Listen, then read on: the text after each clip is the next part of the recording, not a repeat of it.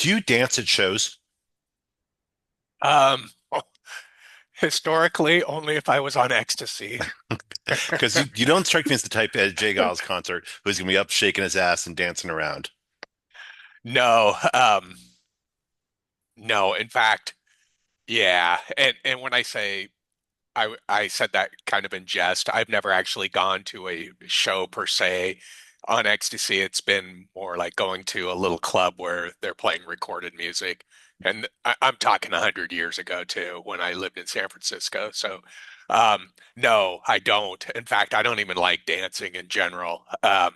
Do you? Yeah, I can't Yeah. stop myself. So dancing or just like moving your head and tapping your leg? Definitely moving my head and tapping my leg. Because I've I gone to can't. shows with you, so I've Yeah, seen that, and yeah, I I will do that and I too. can't stop myself from doing that. Sure.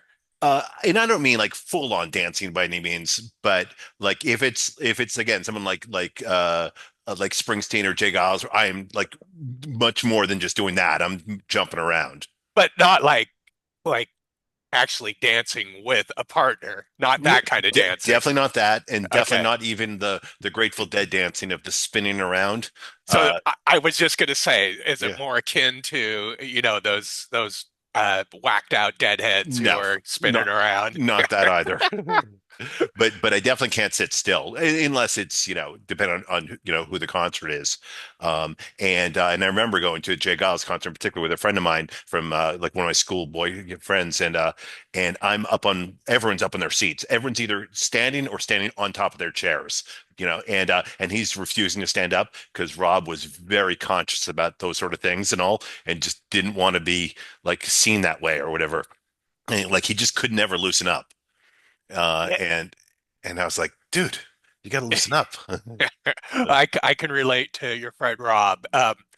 There has to be a certain lack of inhibition to dance, even like dancing at a wedding or whatever. Yeah. I don't like doing any of that, so I understand where your friend's coming from because I'm inhibited in that area unless I'm like completely shit-faced on alcohol or the couple times I did ecstasy in my 20s. Which makes sense now. Something you said, and this is a while ago. You had talked about you had seen Luna, Yeah. and I said, because we're both big Luna fans, and I said I enjoyed seeing the concert, but everyone was like shoegazers, like no one was Hmm. moving, and you didn't really respond to that, probably because you're not a shoegazer, but probably because you were also a rather sort of calm and stoic at shows. And for me, I was like, why are these people like zombies? Like, because there are certain, because the band was great, but everyone was just frozen. And I was like, this So is really weird.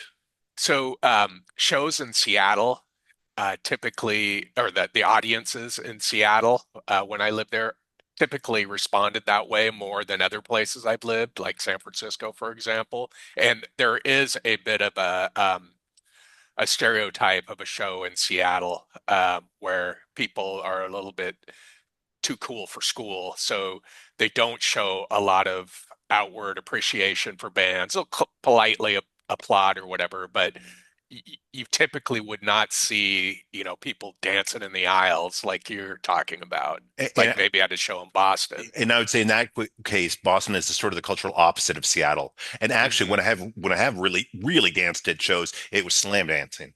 So seeing Social Distortion, seeing Jason the Scorchers down in the mosh pit slamming, I uh, That's funny. That and I just loved it. shows how close we are in age.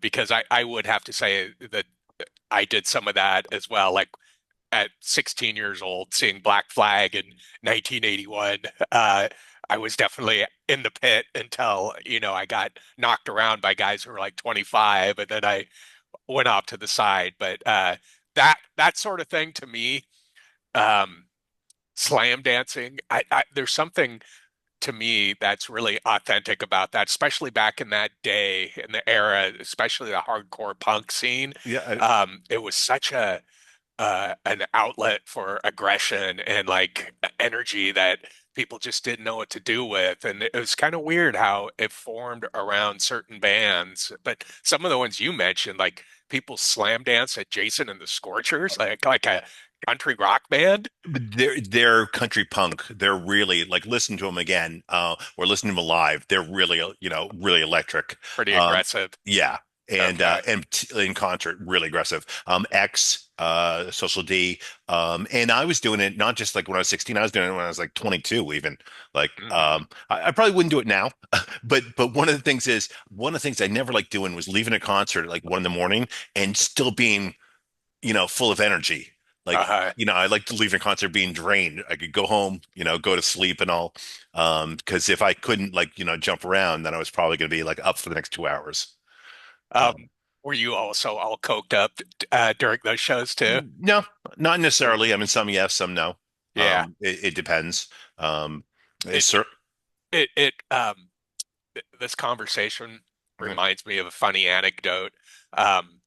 In Walla Walla, growing up in Walla Walla, and this is probably when I was 16, 17, maybe, two of my friends had somewhat of a band at the time, and they'd play like it was a guitarist and a drummer, and they'd play Sex Pistols covers and Gang of Four, stuff like that. And the older kids who had gotten us into a lot of the hardcore stuff, they're when I say older, they're probably like 19. Um, so Dob and Nori would be playing in this basement, and three or four of these guys would just be slam dancing so fucking hard in somebody's basement. And that's when it seemed really super contrived. Just like as soon as they start playing, they're yeah. just like knocking the shit out of each other, and there's like blood flying around. One guy's eye was out to here, E- and it's one of those legendary things that me and my friend Dob refer to this day. And that happened like 40 years ago, and, 45 years ago. and and that I don't like that. There are definitely like guys at shows who aren't dancing. They're like Looking to hurt they're someone. rumbling. Yeah, and that's Yeah, different. Okay, and I don't like yeah, that at all. yeah. And as a matter of fact, last time I saw Social D was early on when Kim and I were together. And so this is about 2003. Okay, and people still slam dancing this day. And we were down on the floor because we wanted to be close to the stage. And I was basically like people were flying towards us and I was playing defense so like no one would slam into her. And Sure. so I was watching the band but also having my like head on a swivel. Oh, pick this guy off, pick that guy off. Yeah, Whereas because you're pretty big, so you don't have to worry so much about yourself. But yeah, Kim could really get hurt. yeah, and so I definitely have to worry about her as opposed to when I go to shows with my sister. My sister can give it as well as take it, and she had no problem. A true Bostonian Yes, style, so which remind I was thinking about the little tiff we had, or at yeah, least that I had. yeah, It's really indicative of you growing up on the East Coast in Boston, and me growing up in the West Coast. Like if I ever, called my friend a friend names, or said things like that, yeah, that would mean like I was really pissed off at them, and that would mean I don't want to be friends with you anymore. But what I get gather is like yeah, you talk to your friends like that all the time, definitely, yeah. and it was just like how you interacted with each other. And it's funny because when I go home, like here in Texas, people are very friendly. Okay, everyone greets each other in the street. You don't Yeah, do that in Boston. And I yeah. always got to remember when I go home to put my armor on, and when I come back here to take my armor off. I was back home a few years ago and I was in Cambridge. I was just sitting on some door stoop of like the Airbnb and someone walked by. I said, "Hey, how you doing?" Like the way you do here in Texas. And the guy Yeah, shot me a look like I'm going to shoot you. Okay? And here if you don't say hello to someone, they react that way. yeah, And yeah. and so in New Orleans, even friendlier than here. Strangers hug each other in New Orleans. And so you learn when you move around a lot, you have to learn the ways of the new place. You got to be a bit of an iguana, and you Yeah, gotta you gotta adapt. So, but I but wonder. I'm a Sorry, go Boston. ahead. Sorry, I was going to say I'm a Bostonian through and through, and you can take me out of the city, but you can't take the city out of the boy. Right, right. And what do you think leads to having that armor on in a place like Boston? And from what I've seen, it's even more so in New York, or just as much. Is it simply because these places had such a huge condensed population from the get-go, and you grew up in that area, and all the people who live there are just on top of each other. They're up each other's asses. So you have to develop that kind of armor just to make it through the day. That's definitely a factor, no question. Bad weather.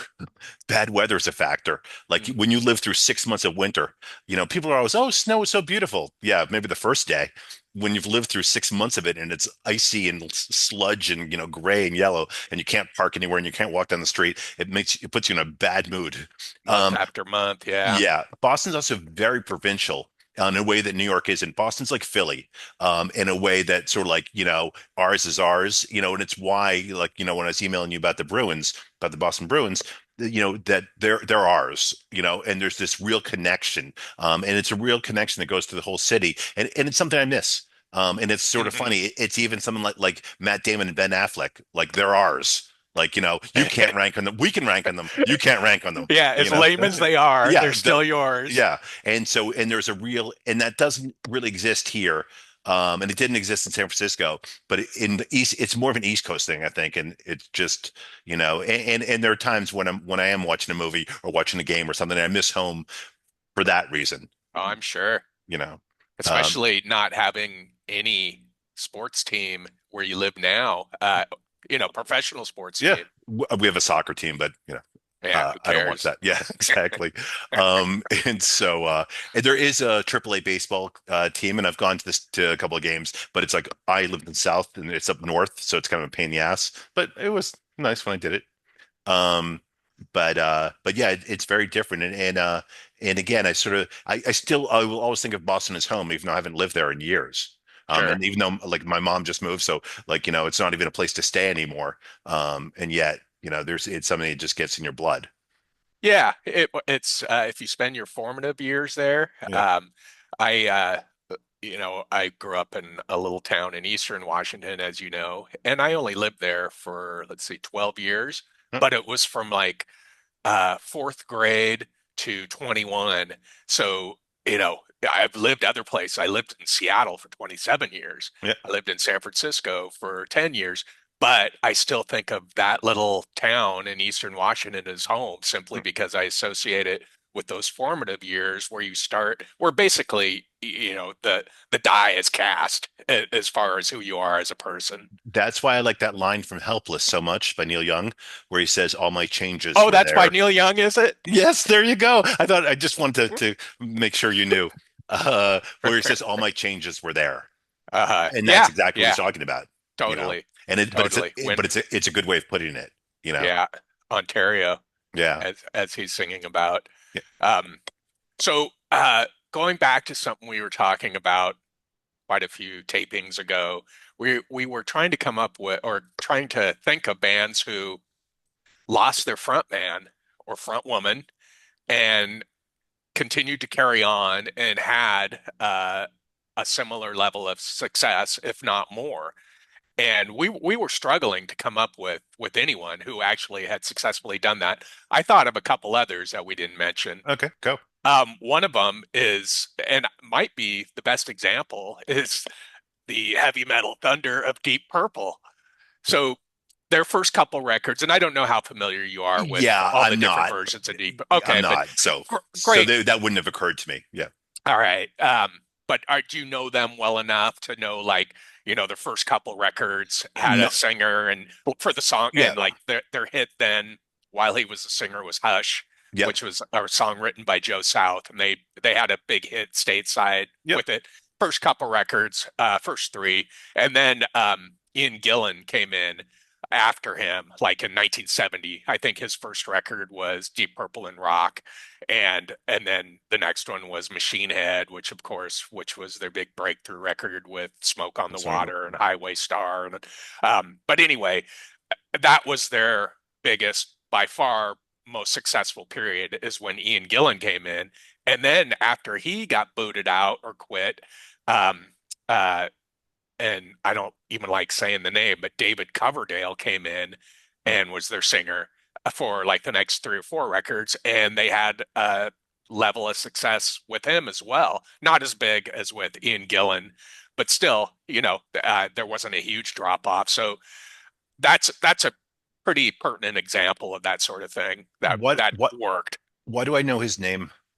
David Coverdale. Yeah, what else did he do? Oh, after he left Deep Purple, he was in that lame hair metal band Whitesnake. Okay, that's why. Okay, yeah. Yeah, Okay. yeah, God, do I totally hate hair lame. metal bands. I do too. That's some seriously awful shit. Yeah. So, but I knew his name.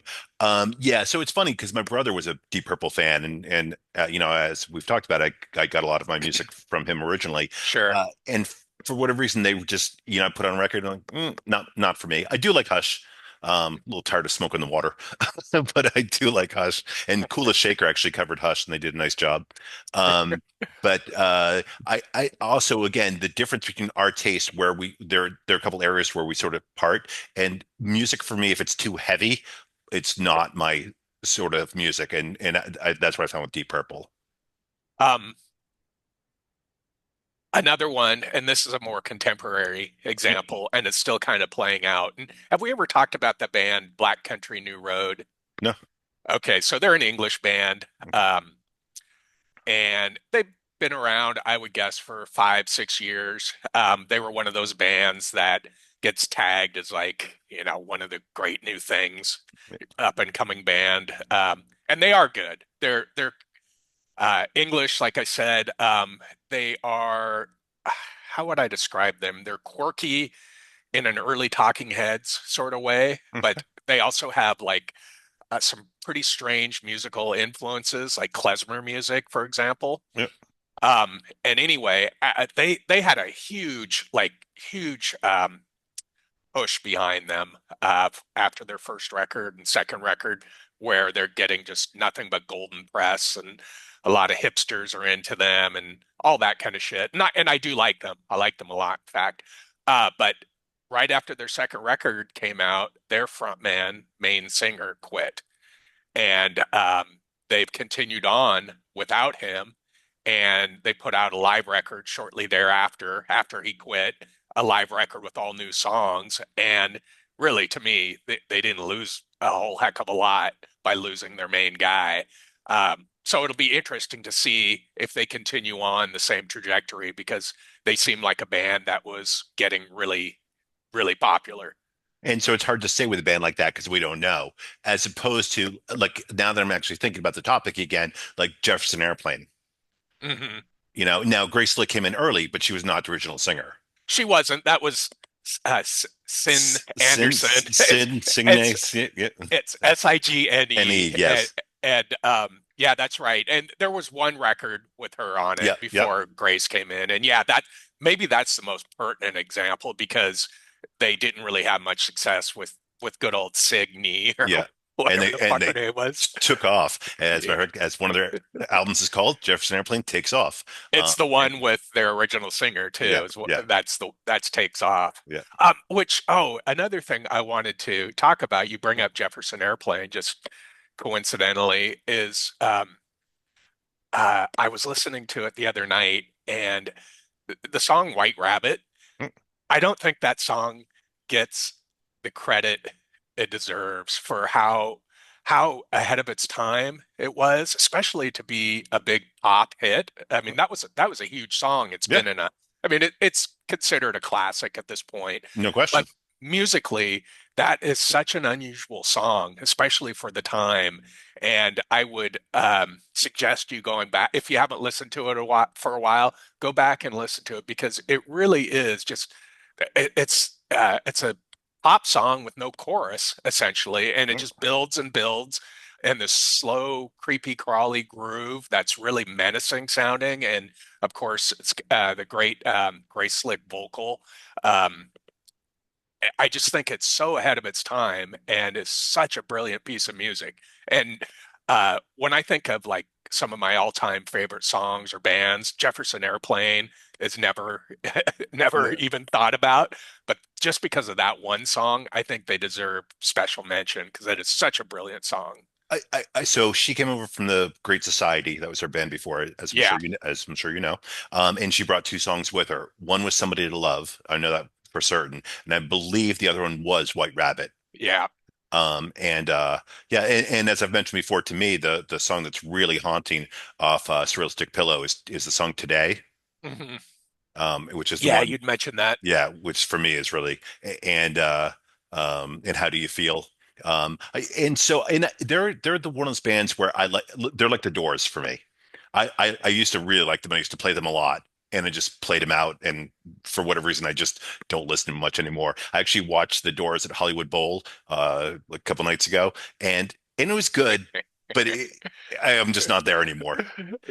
It's funny because I think that band hits everybody really hard when they're about 17. Yes, yep. And I attest that's when I got into them. Probably 17 and probably the same for you. Yeah, I think 16, but 17. Yeah, I mean, definitely around that, you know. Like at that point, they were my band. Like it was just them. Like every other band was way below them, and it was Jim Morrison and and all that stuff.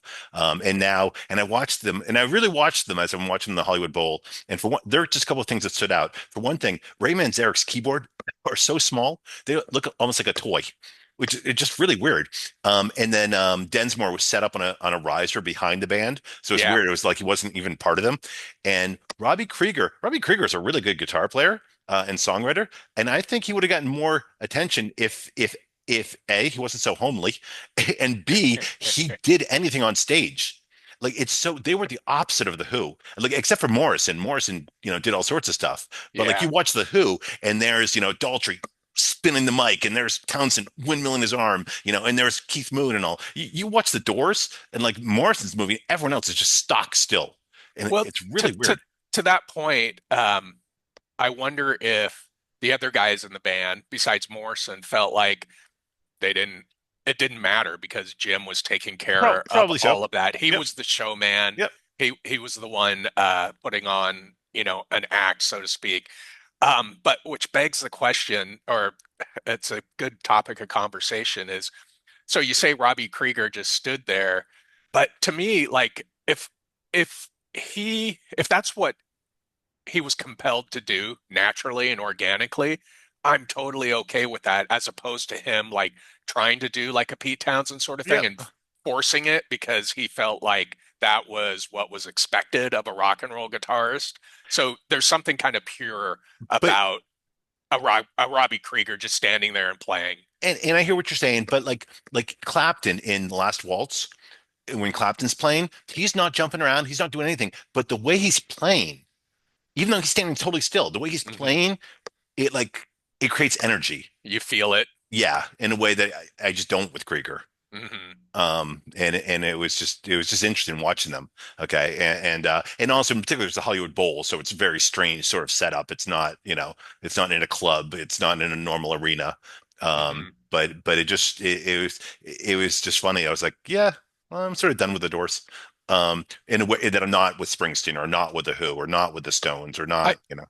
I wonder, I wonder what is at the root of that because uh the Doors were a phenomenal band. Yeah, I think yeah, they were so original sounding, yep, especially compared to the other bands who were their peers. yeah, But I got to say, when I listen to them now, it just goes through me. Is it yeah. simply because you've heard everything in their catalog so many times, or is there just not a depth there? Because a lot of great bands, let's just, we always go back to the Stones, but the Stones during their peak, like on Beggar's Banquet, I can listen to that record today still and get something new out of songs. And is it simply because the depth of the music is there where it isn't with the Doors?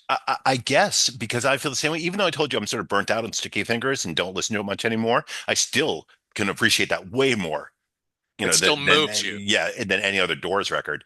And again, I loved the Doors, loved them. And so I think it's a combination of those things. I think it's having heard the songs too much, and then again, they don't have the same staying power as others. Maybe Um, it's maybe they needed a bass player after all. Yeah, I mean, like, there's something to that. I don't know. It is interesting though, because I think a lot of people feel the way you and I do. I don't know any of my peers my friends Mm, who would mention the Doors as one of their yeah, all-time favorite bands. yeah. And I bet if we talk to a bunch of 16 to 17-year-old kids today who are just being introduced to rock and perhaps are just experiencing the Doors for the first time, there'd be a lot of them who would say the Doors were their favorite band. Yeah, that's it's interesting. Which is funny because it's not like you would think like young kids would be more like pop bands. Well, I think Yeah, the majority of them are, but yeah. I'm sure any younger snot-nosed brats these days are into stuff like Taylor Swift or whatever, more modern music. But I'm sure there's a few who are into rock music. Oh yeah, It's yeah. not Eh, many compared to like when we were that age, yep. when that was, When the prevalent type of music that young people were into. when they play the oldies now, they mean Nirvana. Yeah, You yeah, I guess know, so. Yeah, that's because true. I actually have a client who's like 20 or 30 years younger than I am, and she was complaining about that. She's like, the music I grew up with, it's oldies. And Well, and for me, oldies will always be 60s. sure, You know, sure. so it's so weird to hear that. Um, Well, we are in fact oldies at this point. yes. Uh, but as Pete Towns would say, but not boring. Um, uh, so I like to watch music documentaries, and have I watched. I did not know that. Yes, I know. Three recently. One on June Carter Cash, which was Mhm. very enjoyable, but not a must see by any means. Just really enjoyable if you happen to be interested in her. Um, I've come across that, haven't watched it. yeah, it's worth seeing, but Yeah, it's not a must see. yeah. The Elvis's comeback, based around the comeback special Oh from yeah, yeah. '68, and, I and I got to bring up something around that too, yeah, by the way. But go ahead. and that was really good. Except one of the people who they kept cutting to for his opinion was Conan O'Brien. And it was totally bizarre. And as you know, like I've told you, I went to school with Conan. We went to grade school together. We went to high school together. We were No, you friends. did not tell me that. Seriously? Oh Yeah, yeah, we're no, okay. no, I did not know that. Yeah, we were friends. No shit. Yeah. And the funny thing is, I thought he was a nice guy. He was a very nice guy. He's But that old? yeah, I'm just kidding. yeah. But I didn't think he was funny. Sure. And so it was astonished when he went on to do what he did because again I liked him. He was a nice guy. And he was our valedictorian. He worked hard, smart guy, studied hard. But and then he went to Harvard, I went to BU, and that's where our paths diverged. So But so let me ask you, yeah, you guys went to like from grade school to high school together? yep, No kidding. yep. And so you guys lived in the same neighborhood, I assume. Yeah, he lived like a few blocks away. Because often, I particularly I would see his older brother Luke. Luke would walk right by my house on his way home, and sometimes Conan would. And his sister Kate, one of his sisters. And so yeah, so I knew a bunch of them. Huh. We weren't close friends. But My you knew friend, each other. yeah, my friend Rob I mentioned before, who wouldn't dance at the Jay Giles concert. He and Conan were closer. Yeah. Um, but but but it's funny. I just don't find Conan funny at all. And people are always like, "Oh, he's so funny. He's such a genius." I'm like, "Really?" Like I just don't get it. But it was particularly weird to see him commenting on this Elvis thing, because like, what possibly qualifies him to be? Um, yeah, I can't think why he would be, you Yeah, know, and why he would be picked to speak about Elvis. yeah, Maybe we're he's a real fanatic or something about him, or maybe I don't know, but like one of the people was the director of that movie on Elvis like a year or two ago. uh-huh. And I understand that guy. But it was a strange, but it was good. It was interesting. And it's so sad when you watch it and and how Colonel Tom Parker, what he did with Elvis, because you wonder what Elvis could have done and all. But the documentary I watched after that was the one that I really wanted to get to, which is called, How the Music Got Free, or How Music Became Free. Right. Um, I've seen that listed. and that you should definitely see. It's not that it's so well done. It's just Hmm. really interesting story, and there's stuff I guarantee you didn't know. Yeah. Um, and it's so funny because you forget. I forgot about like I didn't forget about Napster, but I haven't even heard, like even thought of that word in so long. I forgot about LimeWire and Kazaa Hmm. and stuff like that. I use that shit all the time. Did you use it? No, I never did. Like, even back then, I was still always just listening to, uh, you know, records, essentially records or cassettes Interesting. or whatever. Always had, physical media. So even back then, I wasn't, and as you know, I still don't stream or anything. So, but I certainly remember all You of those couldn't you couldn't services not. and Yes. the Yeah. uproar it caused, and I mean Yeah. it changed the whole industry. And I am assuming that's the gist of this movie is how that changed an entire industry. And this guy Stephen Witt, I think his name was, he wrote a book on it, and he's in the documentary as well. It's Yeah, partly his. Yeah, you'd have to have known about Napster even if you weren't using it. Otherwise, you were of living under a course. rock. But Yeah, I forgot, for example, at one point the RIAA decided they were going to try to sue everyone. They were going to sue all these college students. They're talking about like, and it was just insane. But like everyone's flipping out. Oh my God, I'm going to get sued because I've got this stuff on my hard drive. I Um, remember that. and it was just crazy. I forgot about that part, you know. But when I said it, I did remember it. But it's funny because of Napster and LimeWire and stuff like that. Then it was listening to MP3s, then Mhm. MP3s on my iPod or whatever, Right. and then so therefore, like going from there to streaming was such a natural progression, Sure. as opposed to one the thing I miss the most though, I don't miss CDs, I don't miss cassette tapes, I don't miss that shit at all. But I liked albums. I really do like albums. I love having the album right there. I Oh, love totally. reading the back of it. I love looking at the pictures. I remember like when the Pretenders record came out, man, that cover shot of that first Pretenders record, like you had to buy it, like no matter what, even if you didn't know the band, didn't know anything, like that was just such a great shot. Or London Calling. I remember the whole thing on the back of the live 1969 Velvet Underground album, this whole essay this guy wrote. It's so great. Yeah. Um, and I miss that. I really do miss that. That you don't get that with streaming, obviously, you know.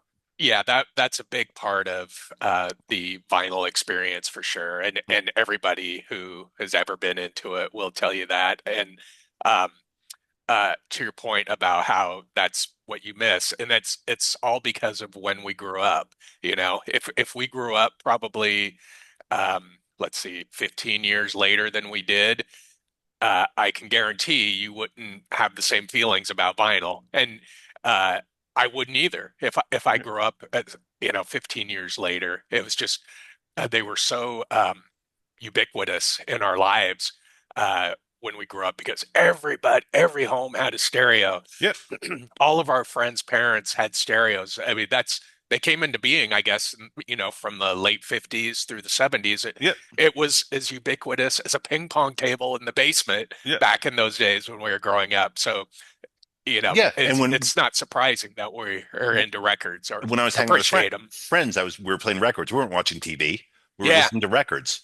yeah, for And sure. it's just so funny. I think I may have told you this story before, but Noel Gallagher was talking about he had to talk with his 13-year-old daughter. Because he'd been in a meeting with the record company for a couple hours, and she said what we were talking about. He said what the cover is going to be. She said the cover. He said yeah, the cover photo that goes in the front of the album or the CD. She goes what? And he goes, look, open your phone. She opens her phone and he goes, see that little dot there, that little thumbnail? Yeah, Okay, that's what she's like, you were meeting for 2 or 3 hours about that? And it's just so different. Um, generation gap. yes. But but I think you're right. I think it's the time frame. Unless you get some people where like they're so retro. One of Yeah. my good friends from college, he made a lot of money like in a lawsuit or I forget how Ralph made his money, but he decided to spend all his money. I'm serious, he spent all this money, thousands of dollars on 78s. He had an incredible collection of 78s. I shouldn't laugh. I mean, I'm no different, really, but But there it was is a certain segment of music fanatics who that's all they'll listen to, and I think probably the most popular, most well-known version of that sort of nutcase is Robert Crumb. You know who Robert yeah, yeah, Crumb is, yeah, the yeah, the artist. yeah. So he is a fanatic about 78s, and that's the only thing he would listen to music on. And he played in a band that played that kind of music, the Cheap Suit Serenaders. Yep, Um, I like that. and that movie about him, the documentary from the 90s, it's called just Crumb. Yep. Really good if you've never seen it, by the I've way. never seen. I've seen a clip It's from it, but I've never seen the such whole thing. such an interesting guy. Um, Weird and scary too. Yep. Uh, but he talks about, a lot of it is about his fascination or obsession with 78s and that type of music. And he moved from, I believe it was from San Francisco to France. And if I remember correctly, there was a segment in the movie about the difficulty of moving like thousands and thousands of 78s, which are really thick and Uh, really heavy, yep. Makes it from San Francisco to France. makes it seem like what you did was a breeze. Well, nothing will make that seem like a breeze, but I'm sure it took more of an effort than my situation, especially going from, the West Coast of the United States to the middle of Europe. Yeah, That's a bit of a trek, that's crazy. longer than my 2,000 miles. You know what'd be good is only listen to 45s. You get a lot of exercise. Yeah, you would. Like, yeah, if you need to lose weight, you put the stereo way across your house. Okay. You have to keep going over there, flipping it, and then put on the next one. And Um, that's funny. If you show a kid an insert, a yeah, 45 insert, they have no yeah, fucking clue what that is. no, Yeah. no. Kids are ignorant these days, I Yep. tell you. Um, uh, Good So for speaking nothing. of 45s, and I'm wondering if you did the same thing, because I have, I probably have, I don't know, 1,000 or 1,500 45s.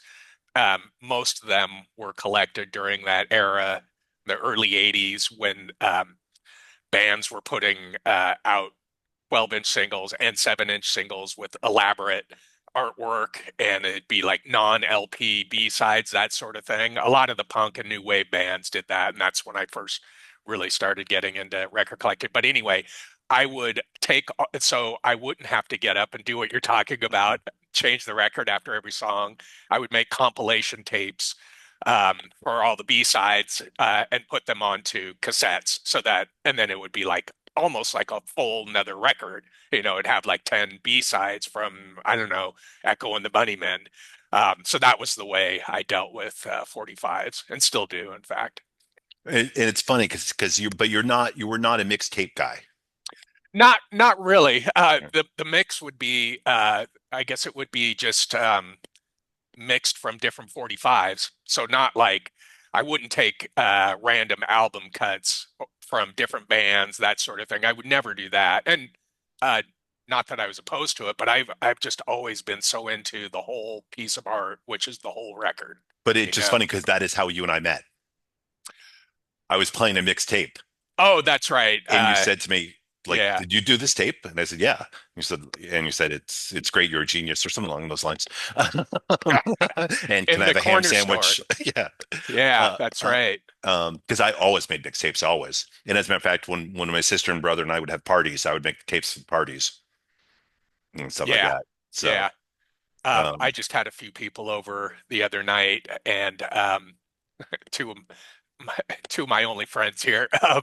And instead of playing a mixtape, I have a old CD player that has room for 5 CDs, so I you can just set that for random yep, play yep, and get the same effect, yep. I which is remember kind of those convenient. those CD changers. Yeah. And also now with Spotify or Pandora or whatever, you can Oh, just create playlists, yeah. Um, That's all anyone does. yeah. That's Eh, why it's people focus more on the song than the album. yes. It's No, I definitely listen to songs way more than albums now.